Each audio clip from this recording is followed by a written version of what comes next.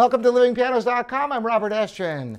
The question today is, can you hear the difference between a Steinway and a Chinese piano? Now, many of you are scoffing. Of course you can.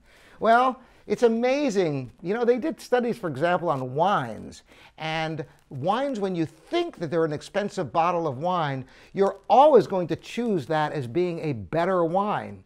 And because there's a subjective nature to this taste and the bouquet of wines, well, the same is true of pianos. Now, I'm not suggesting one is better or not better than the other. I'm leaving up to you, and what I'm going to have for you is pretty cool. It's a blind listening test, and I went through the archives of Living Pianos because we have hundreds of piano videos, and I found two grand pianos of about the same size, both in brand new condition. One is a Steinway, and one is a Chinese piano. The name shall remain nameless for right now. At the end, there'll be a reveal. But don't cheat. Don't look at the notes. Don't go forward on this, because I want you to really critically listen. If you've got good speakers or headphones, really listen. And then at the end, before I tell you, I want you to write down your answer. Write it down on a piece of paper. I'm serious about this, because it's so easy to later go, well, I chose that because I thought it was this, but really I like. It's so easy to do that when you're all done. If you commit it to paper, then you can't argue that you thought something different, because it's harder to tell than you might think in some circumstances. And so this is going to be our wonderful test. So I found recordings of the beginning of Beethoven's Opus 10, number 3, second movement sonata. So it's the same exact piece of music you're going to hear on both of these instruments. So here goes. And remember, don't cheat. I want you to really write down the name of the number 1 or number 2, which one you think was the Steinway and which one is the Chinese piano. Here we go.